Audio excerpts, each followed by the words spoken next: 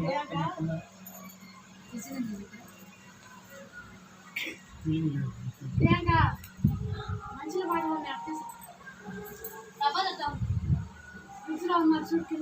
The Lord. గట్టిగా స్తోత్రం చేద్దాం. రెండు చేతులు పైకెత్తి స్తోత్రం చేద్దాం. Praise the lord. హల్లెలూయా. మంచిది. రాత్రికాల సమయంలో మన రక్షకుడు ప్రభు అయిన యేసుక్రీస్తు ప్రశస్తమైన నామములో చేరి వచ్చిన మీ అందరికి వందనాలు. హల్లెలూయా. బాగున్నారా? నేను ఎప్పుడు వచ్చే వాళ్ళని బాగున్నారని అడగల. నా సంవత్సరానికి ఒకసారి కనపడుతూ ఉంటారు. అట్లాంటి వాళ్ళని బాగున్నారని అడిగి వారం వారం ఉండే వాళ్ళని అడగాల్సిన అవసరం లేదు. బాగానే ఉంటారు. దేవుని స్తోత్రం. ఎందుకంటే వాళ్ళు వారం వారం కనపడతారు కాబట్టి వాళ్ళు బాగానే ఉంటారు. ఎప్పుడన్నా ఒకసారి కనపడే వాళ్ళే బాగోరు.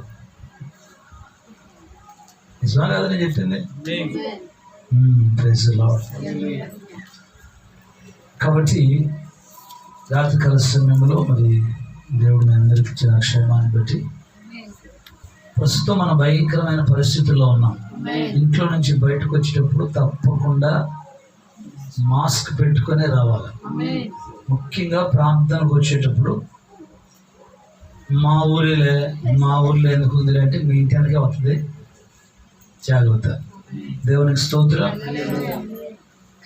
రాత్రికాల సమయంలో శ్రేష్టమైన వాక్య భాగాన్ని ధ్యానం చేసుకుందాం. తప్పకుండా మాస్కులు పెట్టుకోండి, దూరం పాటించండి. ఇప్పుడు దేవుడు మనకు కూడా తోడై ఉంటాడు. ఏ తెగులు మన గుడారాలకి సమీపించదు. దేవుడు ఉన్నాడు అని చెప్పేసి కొంతమంది ముదిరిపోయిన విశ్వాసులు ఉంటారు. ఎవరు ముదిరిపోయిన విశ్వాసం? నా దేవుడు ఉన్నాడులే, మాకేం తెగులు రాదులే, మాకు తెలుసులే, మాకు దేవుడు ఉన్నాడులే అనే బ్యాచ్ కొంతమంది ఉంటారు. వాళ్ళని ఏమంటారంటే ముదిరిపోయిన విశ్వాసులు అంటారు. దేవుడు చెప్తున్న మాట ఏంటంటే మన జాగ్రత్తలో మనం ఉండాలి. అర్థమవుతుందా? ముదిరిపోయిన విశ్వాసం అంటే ఇప్పుడు వాళ్ళ ఊరంతా వరదలు వచ్చేసాయంట. వరదలు వస్తే ఇల్లు ఎక్కాడంట. ఇల్లు దాదాపు ఆ గోడల దాకా వచ్చినాయి నీళ్ళు. ఇల్లు ఎక్కాడంట. పైకి ఎక్కితే ఈ లోపల నేవీ వాళ్ళు అంటే ఈ ఓడలు పడవలు నడిపే వాళ్ళు, నేవీ కోస్ట్ గార్డులు ఉంటారు, గవర్నమెంట్ వాళ్ళు ఒక స్టీమర్ వేసుకొని వచ్చారంట. వచ్చి, హలో నువ్వు కాసేపు అయితే ఇంకా వరద ఎక్కువైపోయి మునిగిపోతావు, ఎందుకు వచ్చిన బాధ, నువ్వు దిగి వస్తే కొంచెం దిగితే మా స్టీమర్ వచ్చి కదా ఎక్కి తీసుకుపోతాం, నిన్ను ఒడ్డుకు చేరుస్తామని చెప్పారంట. చెప్తాడు ఏమంటే తెలుసా, నేను భక్తుడిని, నేనంత భక్తుడిని మీకు తెలుసా, మాకు ఏ అన్నాడో నాకేం కాదులే పోండి అన్నాడట. దేవునికి స్తోత్రం. వరద ఎక్కువైపోయి ఇల్లు కూడా మునిగిపోయే పరిస్థితి వస్తే పక్కనే తాటి చెట్టు ఒకటి ఉంటే ఎక్కినట్టు. ఇంటికాడ తాటి చెట్టు ఒకటి ఉంటే ఆ తాటి చెట్టు ఎక్కాడట. సరే, ఈ లోపల హెలికాప్టర్ వేసుకొని వచ్చారంట. వాళ్ళు కిందకు ఒక నిచ్చినేసి తాడు నిచ్చిన, ఎవరో బాబు నువ్వు పైకి వస్తే తీసుకెళ్ళిపోతామంటే, ఓ మాకు తెలిసిన నేను భక్తుడిని, నా భక్తుడు లేడు కాబట్టి మా దేవుడు యేసయ్య అన్నాడో బతికిస్తాడని చెప్పాడంటే. ఈ లోపల ఎక్కువైపోయి వరద ఆ చెట్టు కూడా కూలిపోయి వాడు కూడా చచ్చిపోయి సరాసరి పరలోకం పోయాడట. ఇటు స్తోత్రం చెప్పాడు. భక్తుడు కదా, భక్తుడు ఏం చేయాలా? పరలోకం పోయాడంట. పరలోకం పోయి యేసయ్య అని అడిగాడంట, నిన్ను నమ్ముకుంటే ఇట్టుంటుందయా, నిన్ను నమ్ముకుంటే ఇట్టుంటుందయా, చచ్చేడికి వచ్చా, నువ్వేమో కాపాడుతున్నాను, జలముల్లో పడి వెళ్ళినా అవి నా మీద పారవన్నాడు ఒక ఆయన, అగ్గిలో పడి నడిచినా అవి నన్ను కాల్చాలం అన్నాడు అని నేను నమ్ముకుంటే ఇట్లుంటుంది, అందుకే ఇక్కడికి వచ్చే సచ్చి అంటే అప్పుడు ప్రభు అన్నాడంటే, పిచ్చోడా, స్టేమర్లో పంపించింది నేనేరా, నీకోసం స్టేమర్ని పంపించా. ఎన్నమంటారు మాట, చెప్పిన మాట, నేను భక్తుడిని అన్నా తప్ప తర్వాత మళ్ళన్నా మనసు మార్చుకుంటామని చెప్పి హెలికాప్టర్ కూడా పంపించింది నేనేరా. దేవుడు మనల్ని రక్షిస్తాడు, దేవుడు మనల్ని విమోచిస్తాడు. అందుకని కరోనా ఉన్న వాళ్ళు కడిగిపోయి వాళ్ళ నోట్లో మన నోరు పెడితే కరోనా వచ్చి దెబ్బ చేస్తాం. అందుకనే మన భారం ఆయన మీద వేయాలి. రెండు, మనం ఉండే జాగ్రత్తల్లో మనం కూడా ఉండాలి. మంచి రాత్రికాల సమయంలో ఒక శ్రేష్టమైన మాటను మీకు జ్ఞాపకం చేస్తాను. నిర్గమాకాండము 17వ అధ్యాయం, నిర్గమాకాండము 17వ అధ్యాయము 16వ వాక్యం, చివరి వాక్యం. అమాలేకీయులు తమ చేతిని యెహోవా సింహాసనమునకు విరోధముగా ఎత్తిరి గనుక యెహోవాకు అమాలేకీయులతో తరతరముల వరకు యుద్ధమనెను. మరలా చదువుతాను, జాగ్రత్తగా నాలుగు ఈ వాక్యం. అమాలేకీయులు తమ చేతిని యెహోవా సింహాసనమునకు విరోధముగా ఎత్తిరి గనుక యెహోవాకు అమాలేకీయులతో తరతరముల వరకు యుద్ధమనెను. గట్టిగా స్తోత్రం చెప్పండి. రెండు చేతులు పైకెత్తి స్తోత్రం చెప్పండి. హల్లెలూయా. ఇశ్రాయేలు ప్రజలు మోషే నాయకత్వంలో ఐగుప్తుని విడిచిపెట్టి బయలుదేరి వచ్చారు. గట్టిగా ఆమె చెప్పాలా? నోరు కొట్టే కుదరదు, ఇంటికి వచ్చిన పెద్దలాగా ఆమె చెప్పాలా, రెండు చెప్పాలా. వాక్యం తగిలినప్పుడు పెట్టా చప్పట్లు కొట్టాలి. గట్టి చెప్పండి. దేవునికి స్తోత్రం. ఇశ్రాయేలీయులు ఐగుప్తుని విడిచిపెట్టి, ఐగుప్తు బానిసత్వాన్ని విడిచిపెట్టి కనానుకు ప్రయాణమై వచ్చేటప్పుడు చాలా మంది శత్రువులు ఇజ్రాయేల్ ప్రజలకు ఎదురయ్యారు. వాళ్ళల్లో పెరిజ్జీయులు, హిత్తీయులు, హివ్వీయులు, యెబూసీయులు, అమాలేకీయులు, ఇలాంటి గుంపులు, కొన్ని గుంపులు ఇశ్రాయేలు ప్రజలకు విరోధంగా లేచారు. వాళ్ళు ఇంతమంది ఎన్ని లేచినా, ఎన్ని రకాలుగా వచ్చినా దేవుడు వారందరినీ కాపాడుకుంటూ వచ్చాడు. కొట్టుగట్టిగా దేవునికి స్తోత్రం కలుగుతుందా? వింటున్నారా? రెండు చేతులపై ప్రభుకు స్తోత్రం. విశ్వాస జీవితంలో నువ్వు దేవుని వాక్య సత్యములో నడుస్తున్నప్పుడు, నీతిని అనుసరించి నడుస్తున్నప్పుడు మనకు కూడా శత్రువులు ఎక్కువ అవుతారు. ఇప్పుడు నీతి తప్పిన 10 మంది ఉన్నారు, నీతి కలిగిన వాడు మనం ఒక్కళ్ళు ఉన్నాం. ఆ నీతి తప్పిన 10 మందికి ఏమంటుంటది మన మీద? కోపం, ద్వేషం. అర్థమైందా? మేమందరం పాపించుకోవడం చేత రోడ్ల తిరుగుతుంటే వాడేందిరా ఎప్పుడు బైబిల్ ఒకటి పట్టుకొని ప్రార్థన అంటాడు. సరే, ఎట్టుందో ఊరంతా ఇయ్యాలా చెప్పండి. సరే, ఊరంతా ఎట్టుంది అసలు. ఆ డీజేలు ఏందా బహుశా సొత్తంటే ఒళ్ళు జాతరతుంటే ఆడే కూర్చొని ప్రార్థన. నేను వాళ్ళు కూడా పర్లేదు, ఆడలు 4 గురించి వాళ్ళు కూడా కూర్చున్నారు. వాళ్ళకి పని పాటలేదా? దేవునికి స్తోత్రం. లోకంలో మనుషులందరూ ఇట్లా అనుకుంటుంటారు కదా. దేవునికి స్తోత్రం. కానీ దేవుని యొక్క కృప ఏంటో, దేవుని యొక్క శక్తి ఏంటో, దేవుని యొక్క మహత్యం ఏంటో, దేవుని యొక్క గుణాతిశయములు ఎలా అంటే మనం ఎరిగిన వాళ్ళం కాబట్టి ఆమె మైకి వినపడగానే వచ్చి కూర్చొని దేవుని సన్నిధిలో ఆనందించి పరవశించి దేవుని వాక్యాన్ని వింటున్నాం. దేవునికి స్తోత్రం. కాబట్టి ఇజ్రాయేల్ ప్రజలు ఐగుప్తు నుంచి బయలుదేరి వచ్చేటప్పుడు అమాలేకీయులు ఎదురయ్యారంట. ఏ పేరు వాళ్ళ పేరు? అమాలేకీయులు. అమాలేకీయులు అంటే దేవునికి శత్రువులు. వాళ్ళు ఎదురైతే దేవుడు వాళ్ళని అణిచేశాడు. ఈ అమాలేకీయులకి దేవునికి ఎప్పుడు దాకా వైరం అంటే తరతరాలంట. ఈ సృష్టినంత వరకు అమాలేకీయులతో దేవునికి వైరం, తగాదే. Praise the lord. అసలు ఎవరి అమాలేకీయులు? అమాలేకీయులు ఎవరు? అమాలేకీయులు దుష్టుని సంబంధులు. ఎట్లా చెప్పండి? నువ్వు ప్రార్థనకు బయలుదేరి వస్తున్నావు.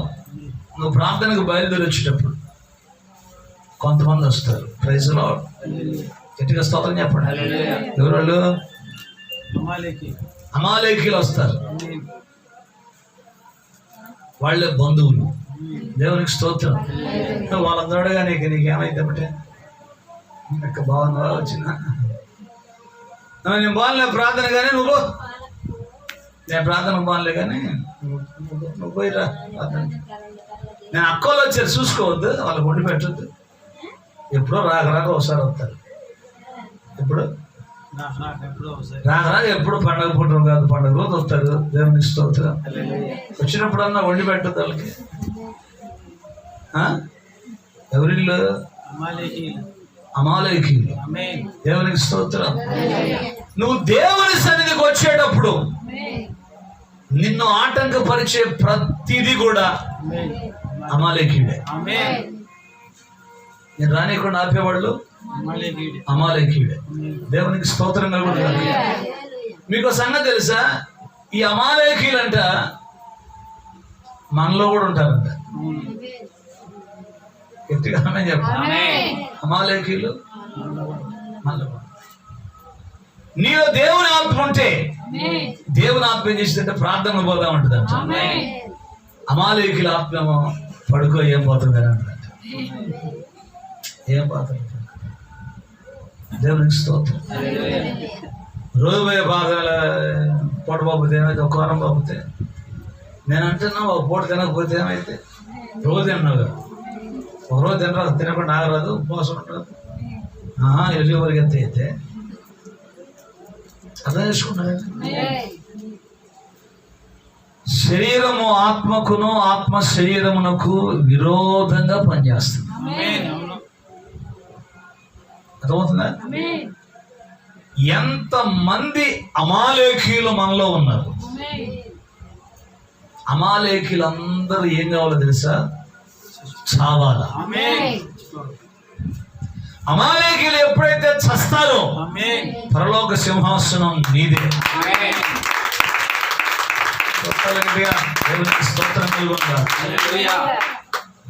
మీకు తెలుసా? ఇజ్రాయేల్ ప్రజలకు మొట్టమొదటి రాజు సౌలు. ఎవరు? సౌలు. ఆ సౌలుకి వాళ్ళ నాన్న 2 గాడిదలు ఇచ్చాడు. గాడిదలు మేపుకొని రాయని. వాళ్ళ నాన్న ఇచ్చిన ఆస్తి, అందరు ఆస్తి, బిల్డింగులు, పొలాలు, ఇల్లు ఇస్తారైతే సౌలుకి వాళ్ళ నాన్న ఇచ్చిన ఆస్తి ఏంటంటే గాడిదలు. ఆ గాడిదల్ని సరిగ్గా గాయకుండా వాటిని వదిలిపెడితే ఎటో పోయి నిద్రపోయేటో. అది తెలిసి మానవునికున్న పెద్ద బలహీనత ఏంటంటే ఎక్కడ కూర్చొని నిద్రపోతాం. గేదెలకు పోయి నిద్రపోతాం, మిరపకాయల పోతా కూడా నిద్రపోతాం. చెప్పండి గట్టిగా. ప్రార్థనలు కూర్చొని నిద్రపోతారు. నిద్ర ఎప్పుడు లేకుండా చాలంటారు. తెగ నిద్రపోతారు. దరిద్ర మొహం అంతా ఉబ్బిందాక నిద్రపోయి కళ్ళు కూడా కనపడవు. కళ్ళు లోపల పోతాయి. మొహం అంతా ఇంతలా ఉబ్బి.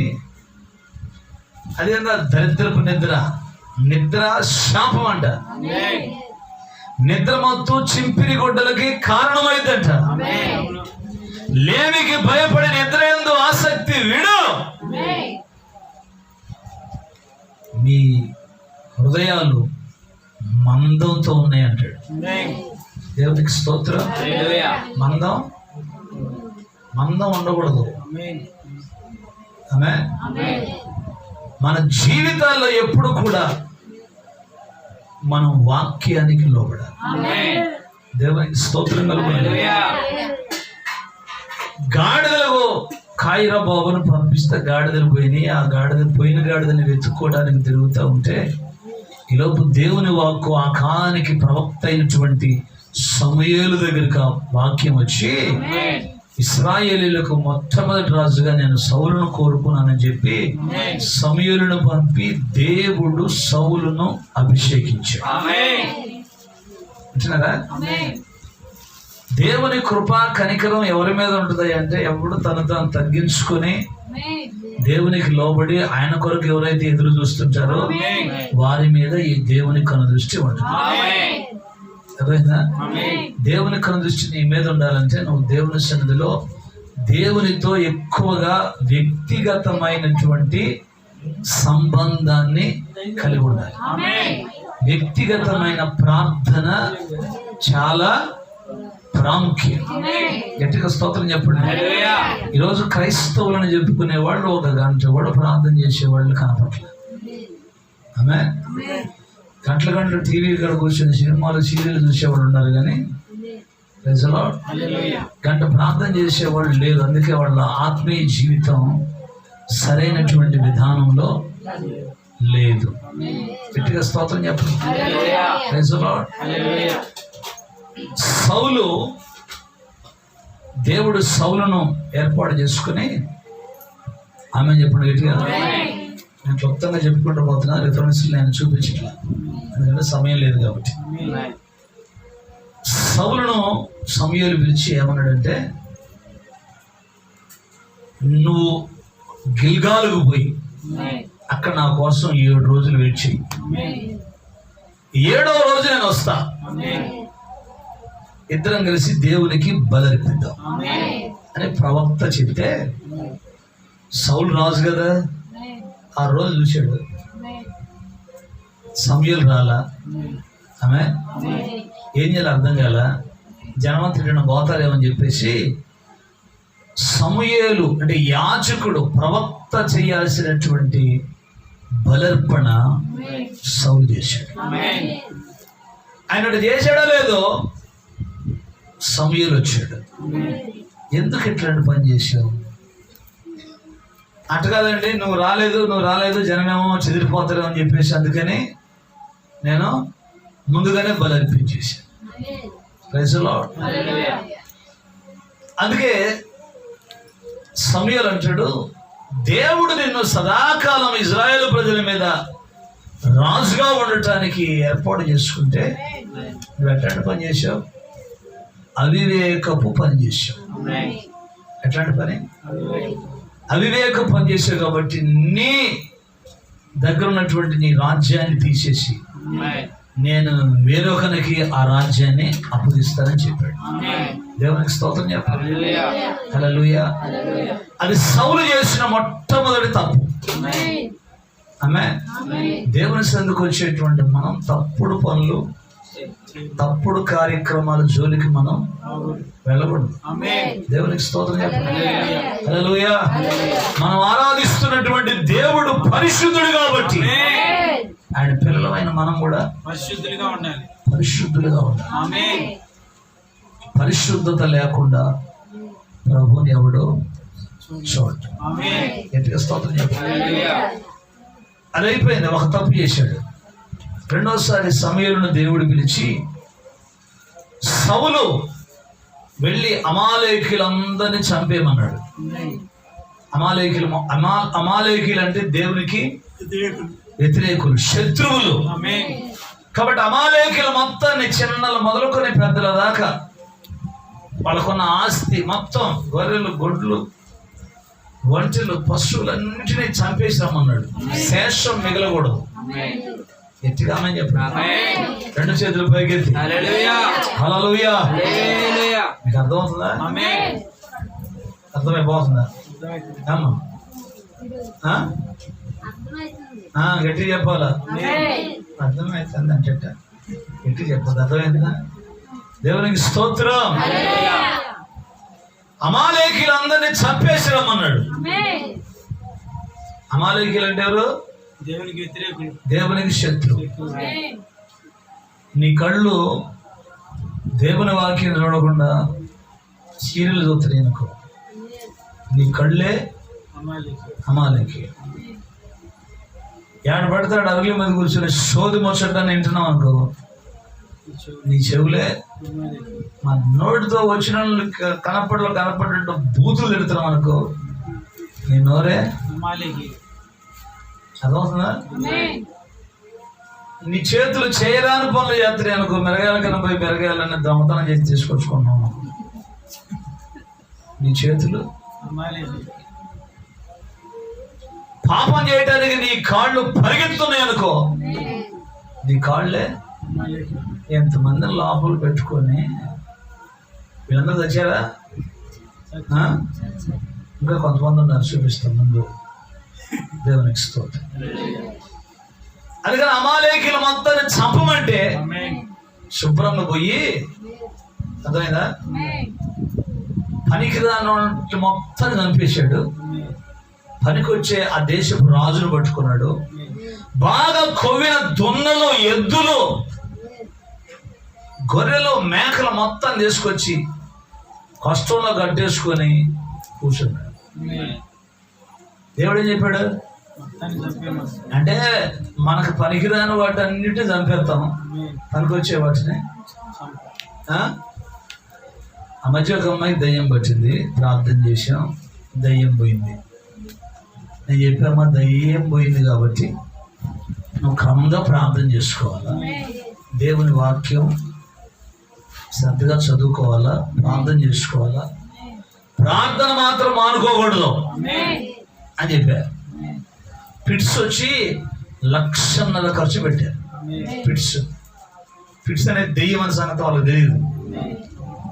గట్టిగా అని చెప్పండి. పిట్స్ అనేది దెయ్యం అనే సంగతి వాళ్ళకి తెలియదు. పిట్స్ వస్తేనే ఒక మనిషికి దయ్యం అన్నట్టే.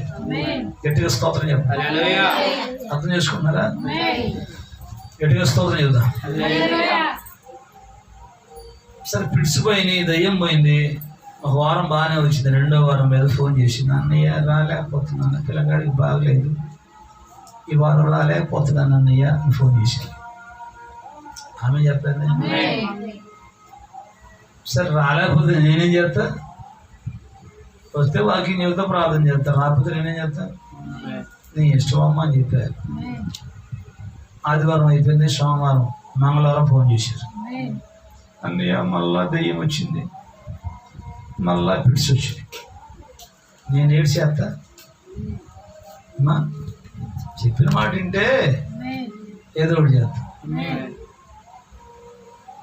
ఏమో ప్రార్థన చేసుకున్నారా అని అడిగేవాళ్ళమ్మని. చేసుకున్నాం పాస్టర్ గారు. ఆయమ్మ చేస్తుందా? ఆయమ్మ కూడా చేస్తుంది. ఈ అమ్మాయి ఫోన్ వందనాలు అన్నయ్య, వందనాలు, మంచిది. సీరియల్ బాగా చూస్తున్నావా అన్న?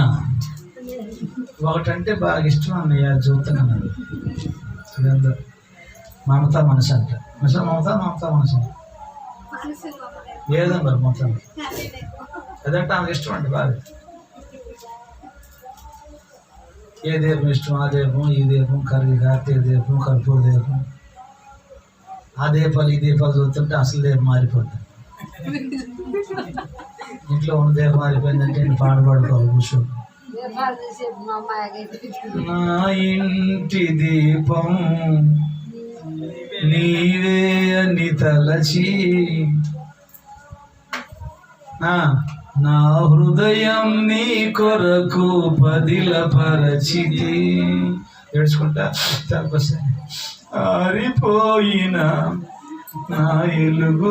ఎవరు ఇంట్లో ఎలుగు? ఎవరు? దీపం ఆరిపోయిందంటగా. సీరియల్ చూస్తుంటే ఆయన వెళ్ళిపోయాడు. వెలిగించుకోకపోతే నువ్వు సీరియల్ మానేద్దా, వెలిగించేది వచ్చి ఆయన. ఇంకో దీపం కూడా ఆరిపోతాడు. ఎవరు ఇంకో దీపం? ఇంటికి దీపం వెళ్ళాలంటారు. దేవునికి స్తోత్రం. అర్థమైందా? అసలు దీపం తీసేస్తే ఇంకే దీపం ఉండదు. ఇంటికి దీపం స్త్రీలు కావచ్చు లేదా పురుషుడు కావచ్చు. అసలు పురుషుడిని ఎత్తిండు అనుకో,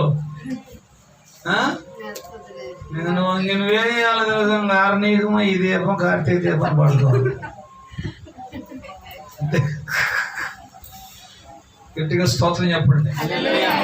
వినరు చెబితే నష్టం జరిగిందాకా, కీడు జరిగిందాకా, దరిద్ర నెత్తి మీద కూర్చుందాకా వినరు చెబితే, ఒక వారం వచ్చింది టిక్కు అనుకుంటా, రెండో వారం ఫోన్ చేసి ఈ వారం రాలేనన్నా అప్పుడు నాకు చాలా పరిపాలన వస్తాను. గుంటూరులో ప్రార్థన పెడుతుంటే గుంటూరు దగ్గర లేకపోతే 40 కిలోమీటర్ల చాయంటి పరిపాలన దగ్గర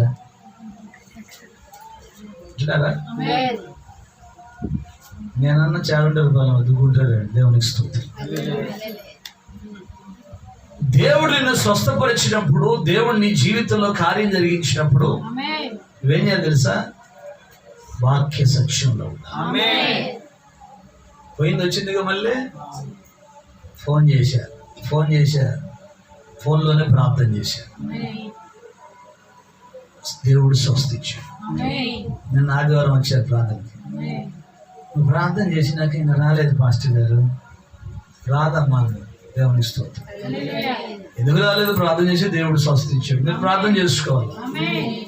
నువ్వు ప్రార్థన చేసుకుంటే దేవుడు స్వస్థిస్తాడు. పాస్టర్ గారు ప్రార్థన చేస్తుంటే మేము నిద్రపోతాం అంటే కుదరదు, నువ్వు కూడా చేసుకోవాలి. అన్నయ్య చేస్తాను మన అందరి ఊర్ల కోసం, ఆ ఊరి కోసం, ఆ ఊరి కోసం, ఆ ఊరి కోసం, ఆ ఊరి కోసం అన్నీ చేస్తాడు అనుకుంటే అంత పెద్ద తప్పది. నేను చేస్తాను కరెక్టే, మరి నీ సంగతి ఏంటి? నువ్వు సరైన విధానంలో లేకపోతే దేవుడు నీ పట్ల కూడా కార్యం చేయడు. నువ్వు సరైన విధానంలో ఉంటేనే దేవుడు కార్యం చేస్తాడు. అమాలేకీలందరినీ చంపురా బాబు అంటే చంపకుండా బాగా కొవ్వి నోటిని దేవుడు ఆ రాత్రి ప్రవక్తతో మాట్లాడుతున్నాడు.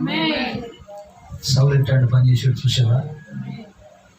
సౌలు ఎట్లాంటి పని చేశాడు చూసావా? ఇట్లాంటి వాడిని రాజుగా నిర్ణయించినందుకు నేను పశ్చాత్తాపడుతున్నాను, ఈయన్ని రాజు ప్రజలు తీసేస్తానన్నాడు దేవుడు. వాక్యం ఏమన్నా తెలుసా? ఆ రాత్రంతా సమయలంట కోపావేశుడై రాత్రంతా యెహోవాకు ప్రార్థన చేయుచుండెను. పాస్టర్ గారికి ఎందుకు కోపం వచ్చింది? వాడు పాపం చెప్పి ఏమంటే బాప్తిజం ఆయన. నేను అనుకుంటాను సరే పాపం చేసాడే చెప్పాడు కదా, వచ్చి ప్రవక్త దేవుడు చెప్పాడు కదా పాపం చేసాడు. మరి సమయాలు ఎందుకు రాత్రంతా యెహోవాకు ప్రార్థన చేస్తున్నాడంట? కోపావేశుడై ఉంటుంది అక్కడ వాక్యంలో. డిఫరెన్స్ నేను చూపించాలి ముందుగా, నాకు కూడా నాకే సమయం ఇచ్చిపోయింది. దేవునికి స్తోత్రం. తర్వాత చదువుకోండి మొదటి సమూయేలు గ్రంథం, 2వ సమూయేలు గ్రంథం నేను చెప్పే మాటలను భయపడి గట్టిగా స్తోత్రం చెప్పండి. ఎందుకు కోపం వచ్చి ప్రార్థన చేస్తున్నాడు దేవునికి? సమూయేలు ఎందుకు కోపం వచ్చి ప్రార్థన చేస్తున్నాడు? ఏమై ఉంటుంది? ఫలానోడు తప్పుడు పని చేసాడని దేవుడు చెప్పాడు వచ్చి. వాడిని తీసేద్దాం, రాజు ప్లేస్లో ఉండడానికి పనికిరాడు వాడు, వాడు నా మాట వింటలేదు అన్నాడు దేవుడు చెప్పాడు వచ్చి. చెప్పగానే ఆ రాత్రి అంతా సమూయేలు కోపావేశుడై యెహోవా సన్నిధిలో ప్రార్థన చేయుచుండాడు. ఏమని ప్రార్థన చేసి ఉంటాడు? నేనేమనుకుంటానంటే, ప్రభువా, నేనైతే ఏం ప్రార్థన చేస్తానంటే, ప్రభువా చెప్పిన మాట లేదయ్యా, కాలో చెయ్యి 20 అయ్యా అని ప్రార్థన చేస్తాను. అప్పుడుగా వచ్చింది అయ్యా, దోగి ఆడుకుంటా. మామూలుగా అయితే ఇంటలేదు ప్రభువా. నేను కూడా సమూయేలు కూడా అట్టే చేసి ఉంటాడు ప్రార్థన. కొన్నాను చేయలే, నీలా కాదు, నా ఎవరిలా మరి నువ్వన్నీ ఎడో పనులు చేస్తున్నా కానీ సొంత ప్రభు దీవించయ్యా అంటవా? అంటమైంది దీవించయ్యా. రేణుకమ్మ అసలు పాత దగ్గర అట్లా దీవించయ్యా, ఫుల్లు దీవించయ్యా నేను అన్నా, ఆయన పొరపాటు కూడా దీవించాడు. నువ్వు కరెక్ట్గా ఉండాలి కదా. పాస్టర్ గారు ప్రార్థన చేస్తే ఉపయోగం ఉంది. నువ్వు సరైన విధానంలో ఉంటే అప్పుడు నేను చేసిన ప్రార్థన నువ్వు చేసిన ప్రార్థన రెండు ఏకమై బలమై దేవుని దగ్గర నుంచి మన దగ్గర మనకు జవాబు వస్తుంది. నువ్వు సరైన మార్గంలో ఉండకుండా నువ్వు సరైన విధానం లేకుండా తెల్లారిందంట. సౌలు లేచి సమూయేలుకి ఎదురయ్యాడంట. ఓకే, ప్రవక్తకు ఎదురయ్యాడు. ఏమంటాడు తెలుసా? దేవుడిని దీవించుగాక. అమ్మో, ఇప్పుడు నేనేమో దీవించాలి, మీరు నన్ను దీవించాలి. చిన్నోడు పెద్దోడు దీవించాలా, పెద్దోడు చిన్నోడు దీవించాలా? ఇప్పుడు ఆ పిల్ల వచ్చి నా గాడికి వచ్చి దేవుడు నిన్ను దీవించగలదు ఫాస్ట్ గా అన్నదనుకో, కరెక్టేనా? నేను దీవించడం కరెక్ట్, అర్థమవుతుందా? ఆఫ్టర్ ఒక రాజు ఎందుకంత పొగురు, మనకు కొంచెం ఆస్తి కూడితే కొంచెం డబ్బులు చేతిలో ఉంటే అస్సలు ఎప్పుడు లెక్క చేయాలి. ఏమనుకుంటున్నావు అంటాం. కొంచెం కూడితే అంత ఎక్కువ కూడా కాదు, కొంచెం ఎక్కలేని గర్వం, ఎక్కలేని పొగరు, ఎక్కలేని అహంకారం, మాటలు, ఎవరిని లెక్క చేయనటువంటి తత్వం, అట్లాంటి వాళ్ళు ఎంతకాలం ఉండి అట్టే ఉంటారు. ఒక్కసారి దేవుడు కొడతాడు దెబ్బ, ఆ దెబ్బకి ఇక లేచేది ఉండదు. అందుకే మన జీవితకాలం అంతట్లో కూడా మనం నీతిని అనుసరించి నడుచుకుంటే ఎప్పుడు ఎట్టాడు. ఇప్పుడు చూడండి, కొంతమంది చెడు బతికిన వాళ్ళు ఉంటారు. చెడు బతికిన వాళ్ళు వాళ్ళ స్థితికి పాత స్థితి గుర్తించుకోరు. ఆమె చూస్తారా? ఎట్టుకు రెండు చేతులు పోయి. చెడు బతికిన వాళ్ళు పాత స్థితి వాళ్ళకి గుర్తుకురాదు. అడక తెచ్చుకున్న బియ్యం అది తెచ్చుకొని తిన్న తిండి అది గుర్తుకురాదు. ఊళ్ళో పోయి మధ్యలో పోవచ్చుకొచ్చుకొని బతుకులు గుర్తుకురావు. ఎలేదో కాస్త కొంచెం కూడగానే ఎక్కలేని గర్వం, బతికి చెడ్డోళ్ళు అట్టుండ్రు. అప్పుడు వాళ్ళు అట్టే ఉంటారు, ఇప్పుడు వాళ్ళు అంతే. నేను చాలా మంది చూశాను, నేను ఎప్పుడు ఇంతే ఉన్నాను. పొగురుగా మాట్లాడిన వాళ్ళు, తక్కువ చేసి మాట్లాడిన వాళ్ళు, ఎక్స్ట్రాలు మాట్లాడిన వాళ్ళు అందరూ అడ్రస్ లేకుండా పోయారు. అందుకే మన జీవితంలో ఎప్పుడు కూడా మన స్థితిని మనం జ్ఞాపకం చేసుకుంటూ దేవునితో సన్నిహితమైన సంబంధాన్ని కలిగి ఉన్నప్పుడు దీవించుకుంటాం. పాస్టర్ గారికి ఎదురొచ్చి దేవుడిని దీవించుకోదనగానే కోపం వచ్చింది ఆయనకి. కర్ర తీసుకురండి పీకుదాం అనుకొని అంటాడు. మళ్ళీ అంటాడు, దేవుడు చెప్పిన ఆజ్ఞను నేను నెరవేర్చాను అనగా నీ లోపల మందులో ఉన్నది ఒకటి రంకైనా వేసిందంట.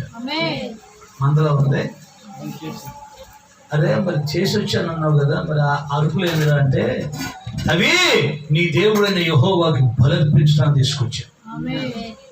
ఎవరికి? నీ దేవుడు. నేను రాజు చేసిన దేవుడు, మరి మన దేవుడు అన్నదా? చూసావా, కొంచెం రాజు ప్లేస్లో గాడిదలు కాసుకునేవాడు రాజు ప్లేస్లో కూర్చోబెడితే ఎంత పొగరు వచ్చిందో చూసారా, ఎంత గర్వపు మాటలు వచ్చిందో చూసారా.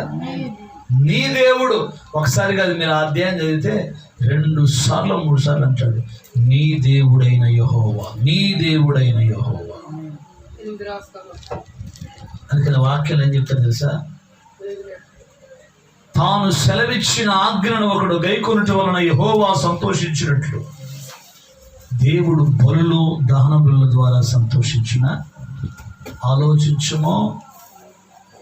పొట్టేళ్ల క్రొవ్వు అర్పించుట కంటే, బలులు అర్పించుట కంటే మాట వినుట శ్రేష్టం. అర్థమైందమ్మా? మాట వింట శ్రేష్టం, మాట వింట శ్రేష్టం. దేవునికి స్తోత్రం. అందుకే రాజు ప్లేస్ లో ఉన్నటువంటి అమాలేకులను చంపకుండా తీసుకొచ్చిన సౌలు జీవితంలో వచ్చిన శిక్ష ఏంటో తెలుసా? ఒకే రోజు ఇంటి వాళ్ళందరూ చచ్చారు, ఒకే రోజు ఇంటి వాళ్ళందరూ చచ్చిపోయారు. దేవునికి స్తోత్రం. ఎంత భయంకరమైనటువంటి పరిస్థితికి సౌలు దిగజారిపోయాడంటే, అమాలేకులను చంపమంటే చంపకుండా శ్రేష్టమైన వాటిని అంటే మనకు కూడా అర్థమైంది అంటే దోపుడు మీద ఎగబడి అని ఉంటుంది వాక్యం. అక్కడ ప్రభుత్వం వచ్చి అంటాడు, నువ్వు దోపుడు సొమ్ము మీద ఎగబడ్డావు. దోపుడు సొమ్ము అంటే ఏంది? మనది కాంది ప్రతిదీ దోపుడే, మోసం చేసే ప్రతిదీ దోపుడే. మరి దోపుడు సొమ్ము మన దగ్గర ఉంటే దేవుడు ఊరుకుంటాడా? ఇప్పుడు ఉన్నారు వడ్డీ వ్యాపారాలు చేసేవాళ్ళు. ఒక ఆయన అంటున్నాడు, ఒక ఆయన ఫోన్లో మాట్లాడుతున్నాడు, ఏమని చేశారు, నేను యేసు ప్రభువుని నమ్ముకున్నాను కాబట్టి 5 రూపాయలు వడ్డీ అవుతున్నా, 10 రూపాయలు వడ్డీ. దేవుడికి స్తోత్రం. అసలు వాక్యం అంటుంది, దేవుని సన్నిధికి వచ్చే దేవుని పిల్లలు, ప్రార్థనలకు వచ్చే దేవుని పిల్లలు ఆమె వడ్డీ వ్యాపారాలు చేయొచ్చా? వడ్డీ వ్యాపారాలు చేయకూడదు. 15వ కీర్తనలో అంటాడు, యెహోవా గుడారంలో అతిథిగా ఉండదగిన వాడెవడు, ఆయన పరిశుద్ధ పర్వతం మీద నివసింపదగిన వాడెవడు అని చెబుతూ అతడు తన ద్రవ్యమును వడ్డీకీడు అంటాడు. 15వ కీర్తన చదువుకుని కావాలంటే. దేవునికి స్తోత్రం. ఎంత విచారమో ఒకసారి ఆలోచన చేయండి. ఈరోజు క్రైస్తవులు అని చెప్పుకునే వాళ్ళే వడ్డీ వ్యాపారాలు చేస్తున్నారు. అది దోపుడు సొమ్ము. దాని ద్వారా నీకు శిక్షే తప్ప నీకు పరలోకం ఉండదు. మరి మేము ఎట్ట బతకాలండి వడ్డీ వ్యాపారం చేయకుండా? ధర్మ వడ్డీ వచ్చి అసలు వడ్డీకే ఇవ్వకూడదు అంటే మరి ధర్మ వడ్డీ లేదు. అదే నీకు శాపమైంది. 10 మందికి వడ్డీ ఇచ్చావనుకో, వడ్డీకి ఇచ్చావనుకో, 10 మందికి కదా 5 ఇచ్చావనుకో, ఒక్కరికి ఇచ్చావనుకో, తీసుకునేటప్పుడు బాగా తీసుకుంటాడు. ఇచ్చేటప్పుడు ఇది అన్న నాశనం అయిద్దో, దీని సంతానం ఎన్నడూ కూలిపోద్దో, ఇది ఎన్నడూ అట్టయిపోతే ఎట్టయిపోతే అని శుభ్రంగా మంచిగా నీకు సన్మానం చేసే మంచి మాటలు చెప్పి బూట్లు తిట్టి అప్పుడు ఇస్తారు. అందులో ఒకటే నీకు తగలిపోద్దే. ఏమండే తగలిపోద్దే? తగులుతాయి. దేవునికి స్తోత్రం. కొన్ని కుటుంబాలు ఈరోజు విచ్ఛిన్నం కావడానికి కారణం, కొన్ని కుటుంబాలు ఈరోజు నాశనం కావడానికి గల కారణం ఏంటంటే అది శాపం. అది ఆ పాపిష్టాన్ని తగిలితే బాగానే ఉంటుంది. పిల్లలకి, మనవాళ్ళకి, మనవరాళ్ళకి వాళ్ళకి తగులుతుంది. ఎవరు చేసిన పాపం? తల్లిదండ్రులు చేసినటువంటి పాపం. అందుకే మనం చాలా జాగ్రత్తగా ఉండాలి. అమాలేకీయులను చంపేసేయాలి. గట్టిగా స్తోత్రం చెప్పాలి. సౌలు చచ్చిపోయాడు. ఆమె చెప్పండి, సౌలు చనిపోయాడు. ఒకడు యుద్ధరంగంలో నుంచి పరిగెత్తుకుంటూ దావీదు కాడికి వచ్చాడు. దావీదు అన్నాడు, ఏంటి బాబు యుద్ధరంగంలో విశేషాలు ఏంటంటే, వాడు ఏమన్నాడంటే, సౌలు చనిపోయాడు. సౌలు ఎట్లా చనిపోయాడంటే, శత్రువులు చాలా గాయాలు చేస్తే చచ్చిపోయే పరిస్థితిలో ఉండి వాడు తన్నాడంట, సౌలు నేను చచ్చిపోబోతున్నాను, నా పరిస్థితి అసలు ఏం బాగలేదు, దయచేసి నన్ను చంపేసి, ఈ బాధ తట్టుకోలేకపోతున్నా, చంపేసేయమంటే వాడు ఏం చేశాడు? చంపేశాడు సౌలుని. సౌలు దావీదుకు వ్యతిరేకం. చాలా సందర్భాల్లో దావీదును చంపాలని సౌలు చూసినా దావీదు మాత్రం సౌలుని చంపాలనుకోవాలి. ఎందుకంటే యెహోవా చేత అభిషేకించిన వాడిని నేను ముట్టుకోను, దేవుడే అతను ముట్టుతాడు. అంటే ఒక సేవకుని గురించి మనం తప్పుగా మాట్లాడకూడదు. సేవకుడు తప్పు చేస్తే దేవుడు చూసుకోండి. నీకెందుకండి? సేవకుడు తప్పు చేస్తే దేవుడు చూసుకుని నువ్వెవరు అసలు మాట్లాడడానికి? కొన్ని సంఘాలు, కొన్ని కుటుంబాలు ఫెయిల్ కావడానికి గల కారణం ఏంటంటే సేవకుల మీద వ్యతిరేకంగా మాట్లాడటం, ఇష్టానుసారం తెచ్చటం, ఇష్టానుసారం మాట్లాడటం. సేవకుడికి ఏం కాదు, నువ్వు ఎంత తిరుగుతుంటావు అంత దీవిస్తుంటే సేవకుడు. మీ నోళ్ళు ఎంత నాంతో మేము అంతగా దేవుడు దీవిస్తాం. దేవునికి స్తోత్రం. హల్లెలూయా. అందుకే చెప్పాడు, ఆ మాట చెప్పాడు. ఏమన్నా తెలుసా, నువ్వు నువ్వు యెహోవా చేత అభిషేకము నొందిన వాడిని ఎందుకు చంపావురా అన్నాడు సౌలు దావీదు. అసలు ఎవరు అంటే వాడు అంటాడు, నేను అమాలేకీయుడిని. అమాలేకీయుడు దేవుని బిడ్డలను చంపొచ్చా? దేవుని బిడ్డే అమాలేకీయుని చంపాలి. మనల్ని అమాలేకీయులు చంపటం ఏంది? మనమే అమాలేకీయులు చంపాలి. ఓకేనా? దేవునికి స్తోత్రం. నువ్వు అమాలేకీయుడు అయి ఉండి సౌలును చంపుతావు అని చెప్పేసి అక్కడికక్కడే వాడేమనుకొని వచ్చాడంటే, సౌలు అంటే దావీదుకు శత్రువు కదా, సౌలును చంపారంటే సన్మానం చేద్దామేమో అని చెప్పేసి అనుకున్నాడు. కానీ దావీదు అంటాడు, నువ్వు సౌలును చంపావు కాబట్టి నువ్వు కూడా చావటానికి అర్హుడు అని చెప్పామంటే సేవకుడికి ఆజ్ఞానిస్తే సేవకుడు అని చంపేశాడు. అంటే అమాలేకీయుడు అనే వాడిని మనం బ్రతక నీయకూడదు. గట్టిగా స్తోత్రం చెప్పండి. అమాలేకీయులు అంటే దేవునికి వ్యతిరేకంగా నడిచాడు. అందుకే యేసయ్య చెప్పాడు, నీ కుడి కన్ను నిన్ను అభ్యంతరపరిస్తే దాన్ని వీకేసేయి అన్నాడు. దేవునికి స్తోత్రం. వామ్మో, కుదురుదండి. కుడి కన్ను అభ్యంతరపరిచింది, కాలు అభ్యంతరపరిచింది, కన్ను అభ్యంతరపరిచింది, చేతులు ఏది అభ్యంతరపరిచినా నువ్వు చేయాల్సిన పని ఏంటో తెలుసా? ప్రాముఖ్యమైన పని ఆమేన్, దేవుని వాక్య సత్యములో మనం ఉండాలి. గలతీయులకు రాసిన పత్రిక 5వ అధ్యాయం, గలతీయులకు రాసిన పత్రిక 5వ అధ్యాయం 16వ వచనం, నేను చెప్పునదేమనగా ఆత్మానుసారముగా నడుచుకోండి. Walk with spirit. పరిశుద్ధాత్మ నడిపింపులో మనం నడవాలి. గట్టిగా రెండు చేతులు పైకెత్తి స్తోత్రం చెప్పాలి. గట్టిగా చెప్పాలా? అప్పుడేమంటాడు? మీరు ఆత్మానుసారంగా నడుచుకుంటే శరీరేచ్ఛలను నెరవేర్చరు. శరీరం ఆత్మకును, ఆత్మ శరీరమునకు రెండు విరోధంగా వ్యతిరేకంగా పనిచేస్తుంది. ఆమె చూసారా? చెప్పాగా శరీరం ఆత్మకును, ఆత్మ ఏమో ప్రార్థన చేసుకుందామంటది, శరీరం ఏమో పండుకుందామంటది. ఆత్మ సిద్ధమే కానీ శరీరం బలహీనం. కాబట్టి ఆత్మతో శరీర కార్యాలను ఏం చేయాలా? చంపేసేయాలి. ఆత్మతో శరీర కార్యాలు చెప్పేది. ఈ శరీర కార్యాలు ఇవన్నీ ఇవే అమాలేకీయులు. నేను కొంతమందిని గమనిస్తుంటాను, వాళ్ళకి ఏ ఆశీర్వాదం ఉండదు, ఏ దీవెన ఉండదు, ఎటువంటి స్థితిగతులు వాళ్ళ జీవితంలో ఉండవు. అయినా ఆ దరిద్రంతో, ఆ శాపంతో అట్ట బతుకుతారు. కానీ దేవుని సన్నిధికి వెళ్దాం, ప్రార్థన చేద్దాం, దేవుని ద్వారా కార్యాలు పొందుకుందాం, సమర్పణ కలిగి ఉందాం, దేవునితో ఒక సంబంధం కలిగి ఉందాం అనే ఆలోచన చాలా మందికి ఉండట్లేదండి.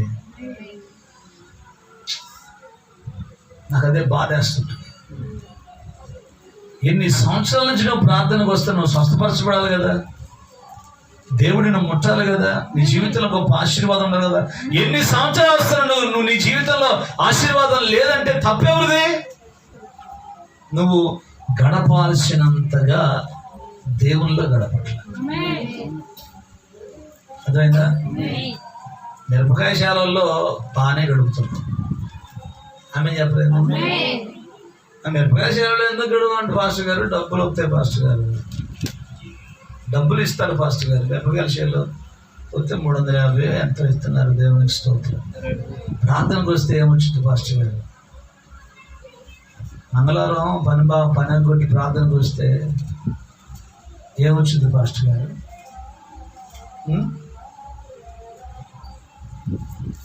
నేను ఒక సిస్టర్ అడిగా, మిరపకాయలకు ఎప్పుడు పోతారు, ఎప్పుడు వస్తారు? పొద్దున్న 6ంటికి బయలుదేరుతాం, మళ్ళా సాయంత్రం 6 సార్లు పోతారంట. ఎన్నిసార్లు కోసిద్దాం తల్లి? ఎంత వస్తాయి డబ్బులు అన్నా? 1000 రూపాయలు. ఒకరోజు 1000 రూపాయలు వస్తే ఒకరోజు 1500 అవుతాయండి. స్తోత్రం. నేనేం చెప్పాను తెలుసా? 12 గంటల, రోజుకి 12 గంటలు కనుక నువ్వు దేవుని సన్నిధిలో గడిపితే రోజుకి 4,000 ఇస్తాడు దేవుడిని. నిజంగా ఇస్తాడా? అంది ఇస్తాడు. 12 గంటలు కూర్చో దేవుని దగ్గర రాదండి. నేను ఒక పరిచర్య చేసేవాడిని, జైలు పరిచర్య. జైల్లో వారానికి ఒకసారి పోయి జైల్లో ఉన్న ఖైదీలకి సువార్త చెప్పి రావాలి. ఆ సువార్త చెప్పి వచ్చినందుకు మాకు నెలకి 750 ఇస్తారు. మన జిల్లాలో 10 జైళ్ళు ఉన్నాయి. నన్ను గురజాల సబ్ జైలుకి, పుడివేలో ఉంటాను కాబట్టి గురజాల సబ్ జైలుకి నన్ను పంపించారు. సరే, ఏం జరుగుతున్నాయి అంటే మాకు జీతాలు ఇచ్చే టైం 750 రూపాయలు ఇస్తారు. పొద్దున 11 పోతే సాయంత్రం 4 అయ్యేది. ఎందుకు? 10 మంది కొడాలిగా.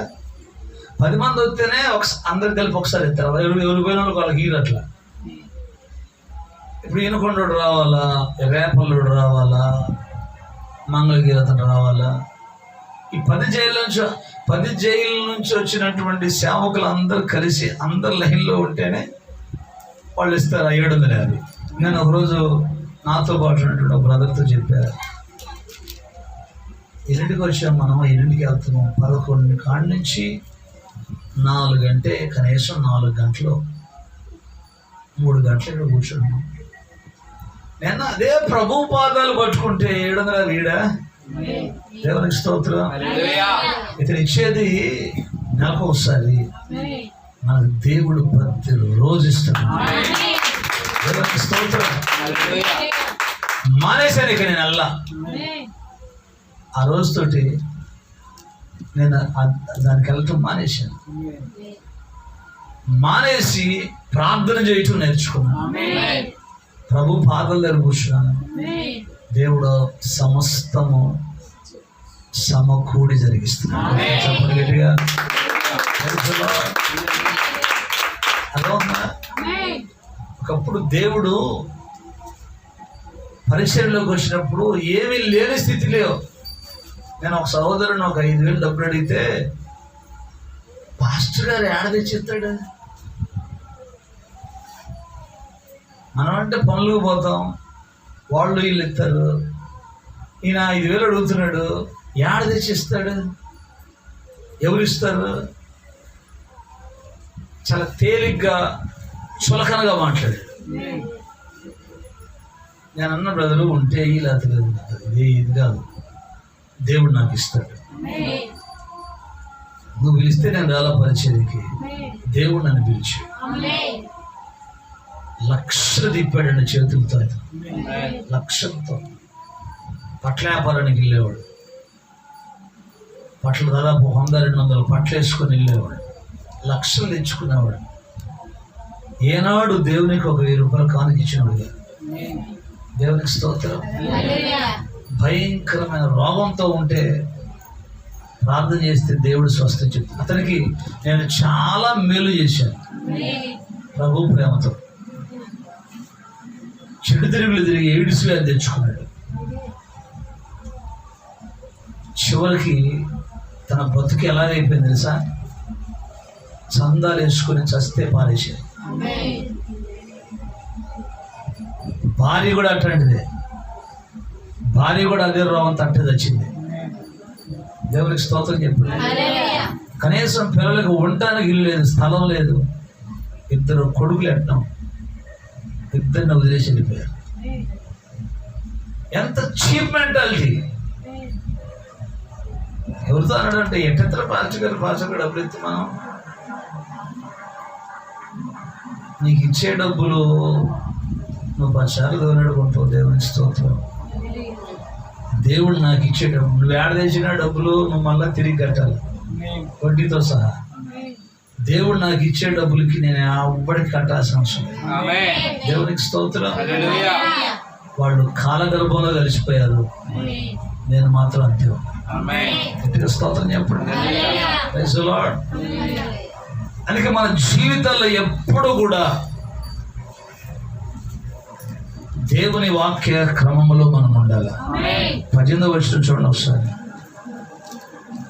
గలతీయులకు రాసిన పత్రిక 5వ అధ్యాయం 18వ వచనం. మీరు ఆత్మ చేత నడిపించబడిన ఎడల ధర్మశాస్త్రమునకు లోనైన వారు కారు, శరీర కార్యములు స్పష్టమై ఉన్నవి.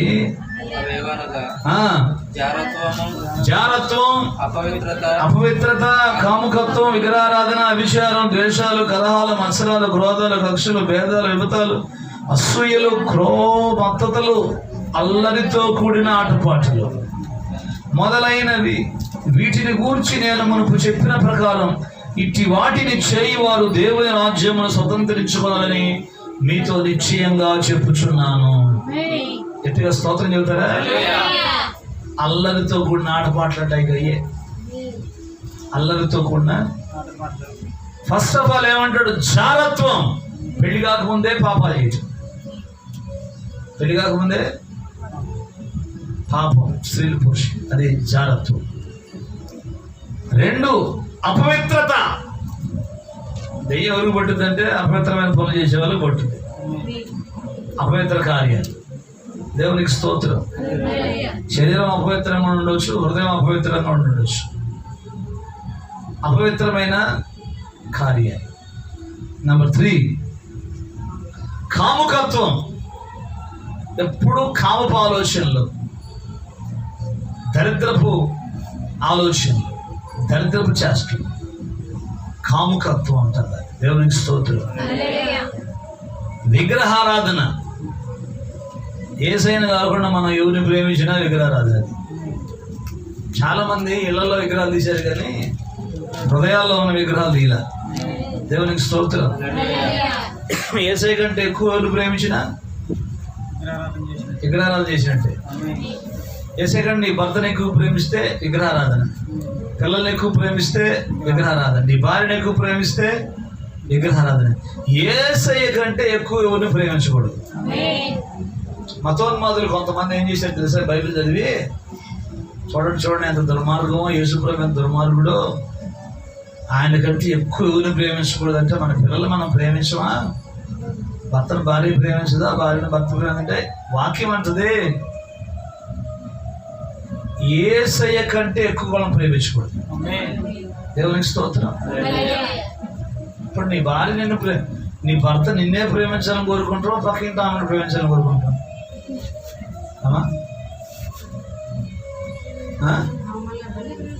అంతేనా? దేవునికి స్తోత్రం. పక్కన ప్రేమితే ఏంది? మరి వాక్యం ఏమంటుంది? నిన్ను సృష్టించిన వాడు నీకు భర్త అయి ఉన్నాడు. మరి ఆయన్నే మనం ప్రేమించాలి తప్ప ఇంకెవరిని ప్రేమిస్తావు? అంతేనా? దేవునికి స్తోత్రం. హల్లెలూయా. అదే మనం తెలుసుకోవాలి. ఆ మొత్తం మొదలు వాడికి ఏం తెలుసు? వాక్యం తెలియదు. వాళ్ళ ముఖం తెలియకుండా ఏదో మాట్లాడుతూ ఉంటారు. దేవునికి స్తోత్రం. యేసయ్య కంటే ఎవరిని ఎక్కువ లోపల హృదయంలో పెట్టుకున్నది విగ్రహారాధన, అభిచారం. తర్వాత అంటాడు ద్వేషాలు. ద్వేషం పగలబెట్టుకోవటం. భూమి మీద ఎంతకాలం బతుకుతాం? మహా అయితే 60-70 సంవత్సరాలకి 80 సంవత్సరాలకే నువ్వు నన్ను పలకరేయద్దు, నేను నిన్ను పలకరేను, నువ్వు నా గడప తక్కువద్దు, నేను నీ గడప తక్కును, అసలు ఎవరివే నువ్వు, ఎవడురా నువ్వు, ఈ మాటలు వస్తాయి. మరి ఎంతకాలం మొత్తం భూమి మీద 70-80 సంవత్సరాలు. నేను ఒక భూస్థాపన కార్యక్రమానికి వెళ్ళాను. ఒక ఆయన చచ్చిపోయాడు. సమయం దాదాపు 4-5 సాయంత్రం పూట. నేను తీసేద్దాం అంటే కాదంటే వాళ్ళ అక్కను వాళ్ళ చెల్లెలిద్దరు రావాలి, ఆ చచ్చిపోయిన ఆయన అక్క చెల్లెలిద్దరు రావాలి అన్న, కాసేపు ఉంటాం పాస్టర్ గారు అన్నారు. సరేనని చెప్పి కూర్చున్నాం. ఇలా దూరంగా అక్క చెల్లెలిద్దరు అవుతున్నారు బస్ దిగి. ఇద్దరు ఆడ నుంచి గుళ్ళు బాదుకుంటా ఏడ్చుకుంటా, ఒక ఆమె అన్నయ్య అని, ఒక ఆమె తమ్మియ అని, ఒక ఆమె, ఇద్దరు ఏడ్చుకుంటా వస్తుంటే నా పక్కన ఒక ఆయన కూర్చున్నాడు. చూశారా అంటున్నాడు ఆయన. ఏం చూశారా అంటే ఆ అక్క ఈ తమ్ముడు మాట్లాడలేక 7 సంవత్సరాలు. అక్కను ఈ పండుకొని తమ్ముడికి, ఆ చెల్లెలకి, ఈ అన్నకి మాట లేక 7 సంవత్సరాలు అనగా నేను మరి ఎందుకు దొంగేడు పెడతానన్నా అలా పెద్దగా ఫస్ట్ కదా వాళ్ళు కనపడతారు. మరి దొంగ ఏడుపు రౌడీ ఏడుపు కదా.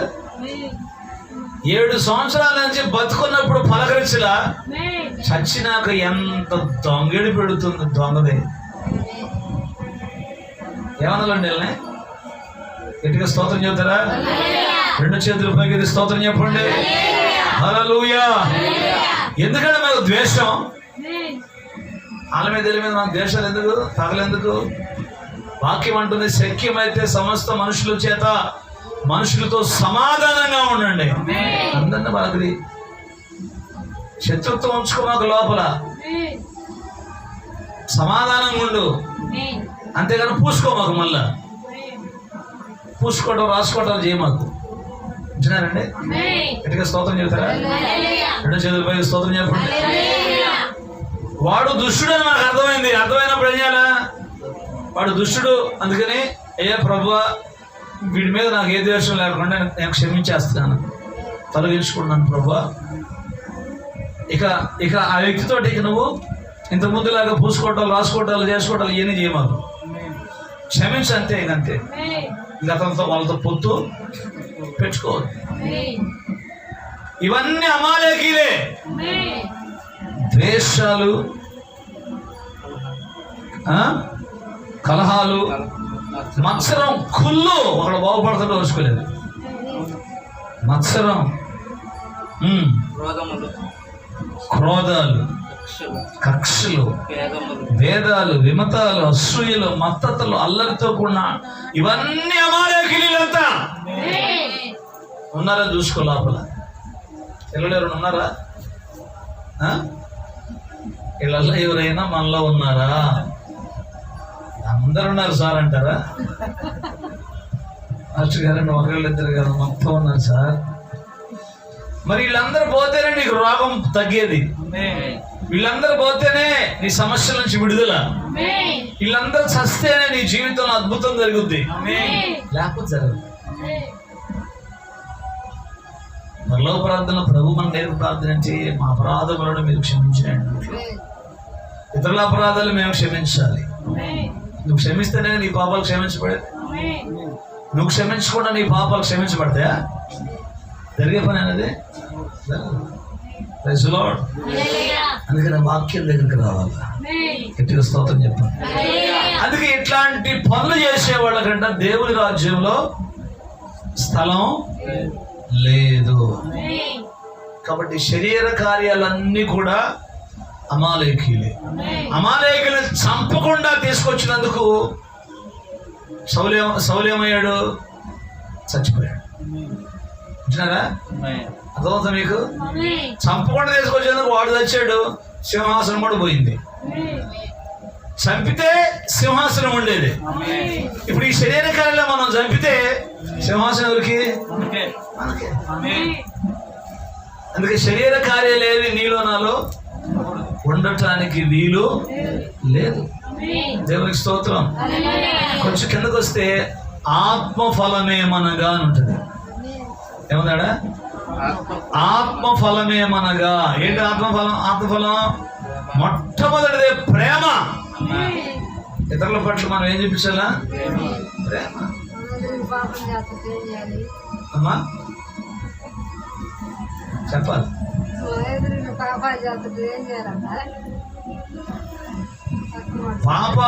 పాపాలు చేసే వాళ్ళని దేవుడు చూసుకుంటాడు.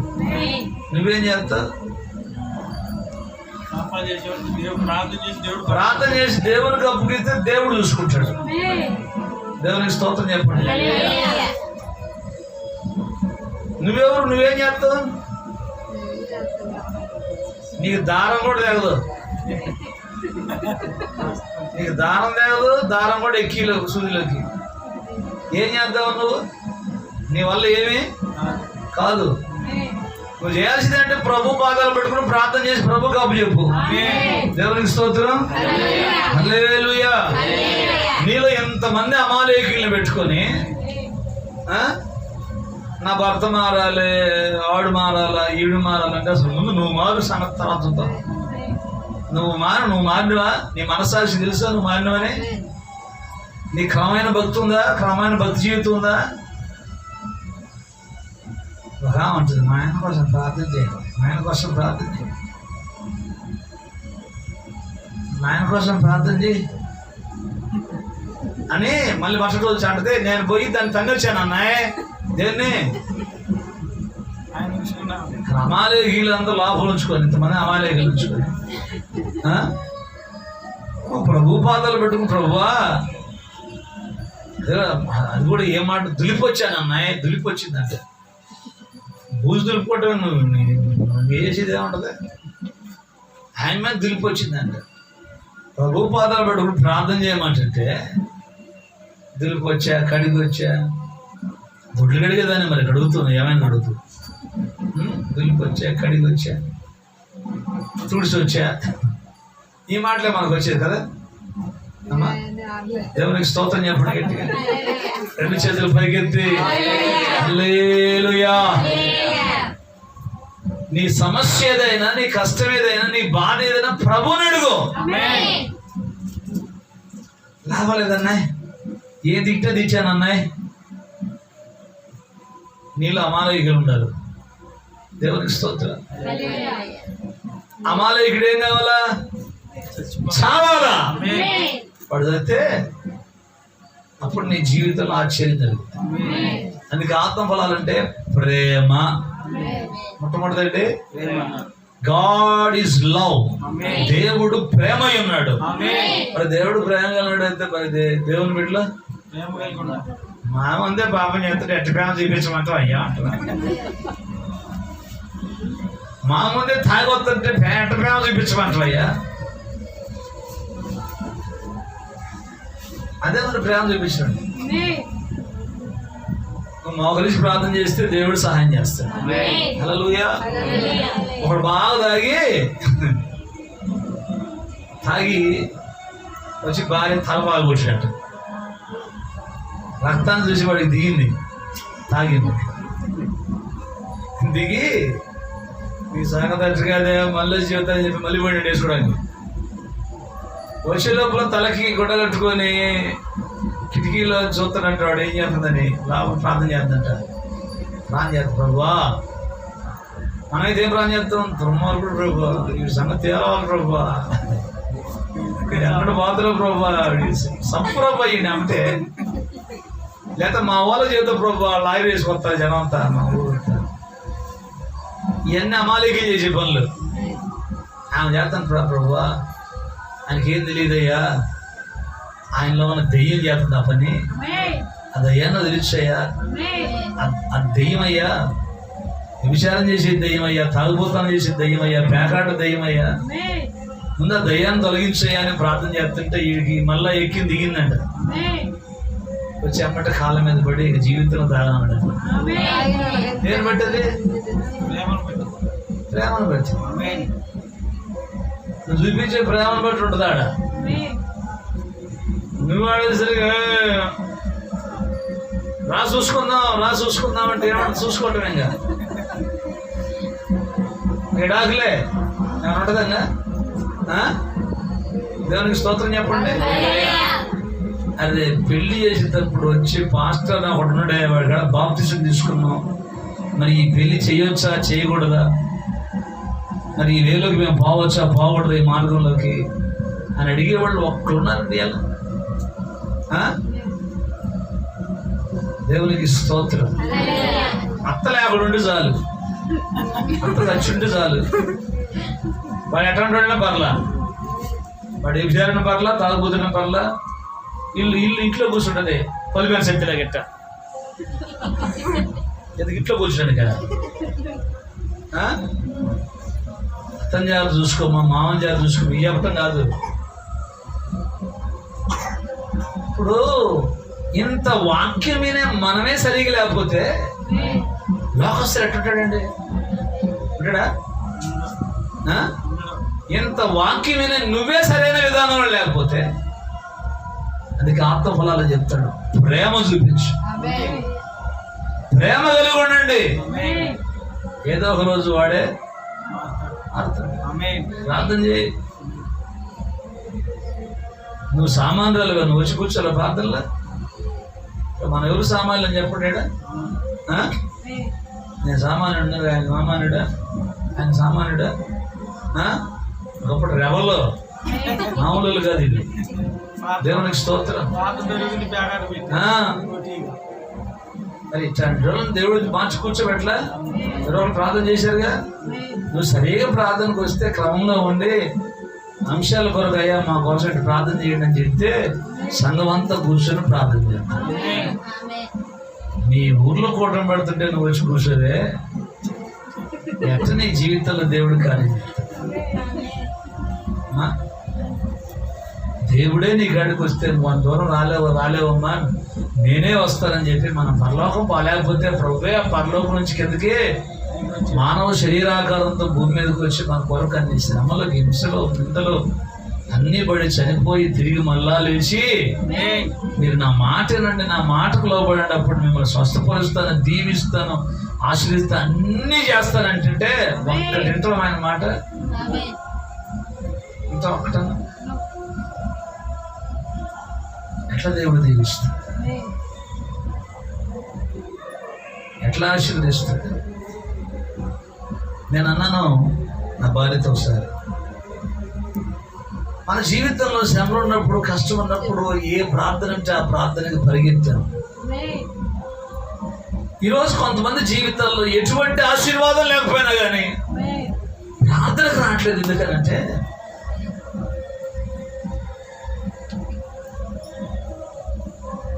అవనది మళ్ళా ఫలానాలు దీవించబడ్డదా, ఫలానాలు దీవించబడ్డదంటే వాళ్ళు దీవించబడ్డానికి కారణం వాళ్ళ తరపున ప్రార్థన చేసే వాళ్ళ తల్లో తండ్రో ఎవరో ఒకరు ఉన్నారు.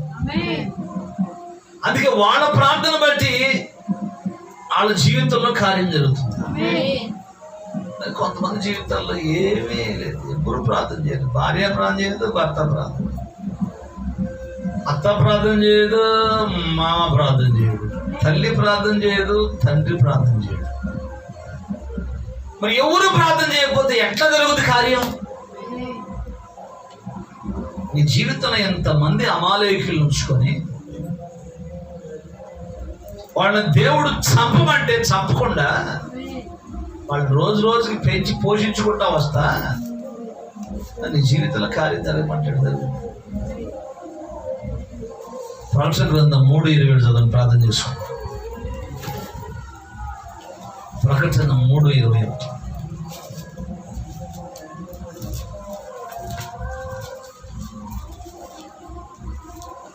మీరు తీసే లోపల మేము చావంటర్ పోతుందని నేను జయించిన తండ్రి సింహాసనం అందు కూర్చుండి ఉన్న ప్రకారం జయించు అనే నా సింహాసనం నాతో కూడా కూర్చుండబెట్టుకుంటా. అర్థమైందా? నేను జయించాను, నా తండ్రి సింహాసనం మీద కూర్చున్నాను ప్రభు అంటున్నాడు. అమాలేకులు మొత్తాన్ని చంపేశాడు, శిలువలో దాని తల చెతక తొక్కాడు, జయించాడు. ఇప్పుడు తండ్రి సింహాసనం మీద కూర్చున్నాడు. మనల్ని ఏమన్నాడంటే మీరు కూడా అమాలేకులు చంపితే ఆమె మిమ్మల్ని నా సింహాసనం మీద కూర్చోబెట్టుకుంటాం. అమాలేకులను చంపనందుకు సౌలుకి సింహాసనం పోయింది. ఆమె చంపే వాళ్ళందరికీ సింహాసనం ఉంటుంది. ఈ రాత్రి నీకు సింహాసనం కావాలంటే, పరలోక రాజ్యంలో నీకు ప్లేస్ కావాలంటే, భూమి మీద నువ్వు దీవించబడాలంటే, ఆశీర్వదించబడాలంటే, స్వస్థత పొందుకోవాలంటే, దేవునికి ఆయాసకరమైన ప్రతి కార్యాన్ని పూర్తిగా చంపేయాలి, తొలగించాలి. అప్పుడు దేవుడు నీ కాడికి వస్తాడు. అప్పుడు దేవుడు నీ జీవితాన్ని గొప్ప కార్యాలు చేస్తాడు. లోక కార్యాలన్నీ నీ దగ్గర ఉంచుకోండి. ఆమె దేవుడిని దీవించాలంటే దీవించు. కాబట్టి దేవుని వాక్యానికి లోబడండి, వాక్య సత్యములో ఉండండి. దేవుడు మిమ్మల్ని మీ కుటుంబాన్ని దీవిస్తాడు. తల్ల వంచిన ప్రార్థించుకోండి. అందరి తల్ల వంచిన కళ్ళు మీద సకల ఆశీర్వాదములకు కారణభూతులైన మా ప్రియ పరలోకపు తండ్రి, నా నీ గణనామానికి మేము చెల్లిస్తూ అమాలేకీయులకు నీకు తరతరాలకు వైరమని, దేవుని పిల్లలకు అమాలేకీయులు శత్రువులని ఈ రాత్రి తేటగా ప్రభు మీరు మాతో ముచ్చటించిన ప్రతి మాటను బట్టి నీకు స్తోత్రాలు. ఆత్మ శరీరానికి, శరీరం ఆత్మకు, క్రీస్తు యేసు సంబంధులు శరీరంలో రాశులతో సిలువేశారని ప్రభా, ప్రతి పాపాన్ని మేము సిలువేసిన ఆయన నీ కొరకు సాక్షులుగా బ్రతుకున్నట్లు కృప ఇచ్చి ఈ రాత్రి ప్రభా మీరు మాతో మాట్లాడిన నీకు స్తోత్రాలయ్యా. తలలో వచ్చిన ప్రతి బిడ్డని మీ చేతులకు అప్పగిస్తూ ప్రార్థిస్తూ కృపతో ప్రతి ఒక్కరిని మీరు జ్ఞాపకం చేసుకో, దర్శించి, దీవించి, ఆశీర్వదించి, బలపరిచి, భద్రపరచున్నాను. మేమందరూ వాక్య సత్యములో ఉండి నీకు ఆయాస్కరమైన వాటిని విడిచిపెట్టి నీకు సాక్షులుగా బ్రతకడానికి కృప ఇచ్చి తలలో వచ్చిన మీ ప్రియ బిడ్డలందరినీ మీ చేతులకు అప్పగిస్తున్నాను.